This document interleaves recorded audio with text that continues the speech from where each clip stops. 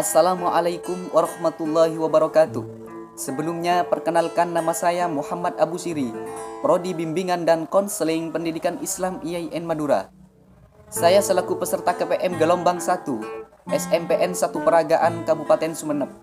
Di sini saya akan memberikan layanan informasi berupa peran dan fungsi bimbingan dan konseling di sekolah. Sebelum lebih lanjut mengetahui tentang apa peran dan fungsi bimbingan dan konseling itu, sebelumnya kita harus mengetahui terkait bimbingan dan konseling. Bimbingan dan konseling merupakan suatu bantuan yang diberikan oleh seorang tenaga ahli atau yang bisa disebut sebagai konselor untuk bagaimana seorang konselor tersebut membuat pilihan-pilihan atau membuat strategi khusus sehingga bisa memecahkan suatu permasalahan. Dan sifat dari bimbingan dan konseling itu adalah sifatnya adalah kontinu dan bersifat kelanjutan. Artinya seperti itu. Di sini bimbingan dan konseling mempunyai peran dan juga fungsi. Yang akan kita bahas adalah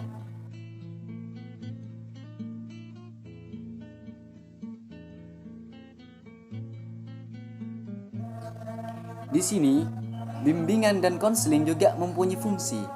Fungsi yang pertama adalah fungsi pemahaman. Apa itu fungsi pemahaman? Fungsi pemahaman di sini adalah bagaimana seorang konselor atau guru BK di sekolah memberikan pemahaman-pemahaman terhadap siswa terkait potensi yang dimiliki siswa, terkait minat dan juga bakat. Artinya dengan cara apa bimbingan dan konseling ini mengetahui tentang potensi dan juga minat bakat siswa? Dengan cara mendekati siswa, memberikan suatu layanan khusus sehingga siswa itu bisa diketahui apa saja minatnya dan juga apa saja bakatnya. Fungsi yang kedua adalah pencegahan. Apa itu pencegahan? Pencegahan itu adalah bersifat preventif, karena pencegahan itu dilakukan sebelum terjadinya suatu permasalahan. Contohnya, sebelum terjadinya siswa yang bolos sekolah, maka perlu diberikan layanan-layanan khusus oleh seorang guru bimbingan dan konseling untuk bagaimana siswa itu tidak bolos sekolah. Artinya memberikan layanan informasi atau bimbingan kelompok sehingga siswa tersebut tidak melakukan pelanggaran-pelanggaran yang membuat dirinya bolos sekolah. Tiga adalah fungsi pengentasan.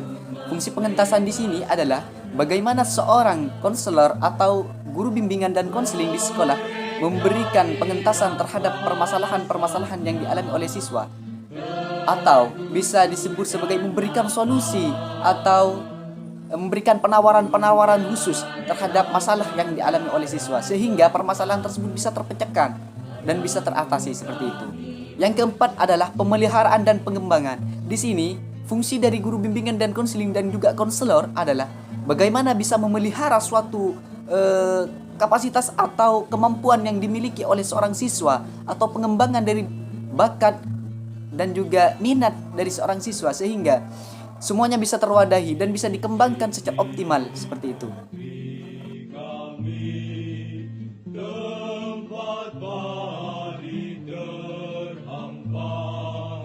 Selain juga mempunyai fungsi, bimbingan dan konseling juga mempunyai peran. Peran yang pertama adalah peran perkembangan belajar siswa di sekolah. Di sini, guru BK dituntut untuk bagaimana satu, memotivasi siswa supaya bisa semangat dalam belajar. Dua, memberikan layanan-layanan khusus supaya apa yang dibutuhkan oleh siswa bisa terpenuhi. Baik itu berupa layanan informasi, bimbingan kelompok atau konseling kelompok atau konseling secara individual. Untuk bagaimana siswa itu bisa termotivasi dalam semangat untuk belajar. Peran yang kedua adalah peran mengenal diri sendiri. Banyak siswa yang masih tidak tahu terhadap dirinya sendiri, tentang kemampuan dirinya, tentang apa potensi dirinya, sehingga siswa tersebut tidak berani untuk menyampaikan aspirasi atau takut dalam persoalan belajar, sehingga proses belajar siswa tidak optimal. Disinilah peran guru. Bagaimana disinilah peran guru BK sehingga bagaimana siswa tersebut bisa mengenal jati dirinya sendiri, sehingga proses belajar siswa dapat berkembang secara optimal. Peran yang ketiga adalah menentukan cita-cita. Ketika siswa tidak bisa menentukan cita-citanya, maka peran yang harus diaktori oleh bimbingan dan konseling adalah bagaimana membuat pilihan-pilihan terhadap siswa sehingga siswa tersebut bisa meraih cita-cita yang sebetulnya itu masih belum dimiliki oleh siswa. Karena adanya guru BK, bagaimana siswa yang tidak memiliki cita-cita khusus itu digali minat dan bakatnya sehingga membuat cita-cita sendiri. Yang terakhir adalah mengatasi masalah. Dalam hal mengatasi masalah di sini, biasanya banyak sekali persoalan-persoalan siswa yang harus diatasi oleh guru bimbingan dan konseling. Karena pertama, itu adalah kenakalan biasanya. Tidak semangat dalam belajar, bolos sekolah, merokok di dalam kelas. Itu suatu permasalahan-permasalahan yang seharusnya itu ditindaklanjuti oleh seorang bimbingan dan konseling. Baik, mungkin itu yang dapat saya sampaikan. Kurang lebihnya mohon maaf. Wallahul muwaffiq ila aqwamit thoriq.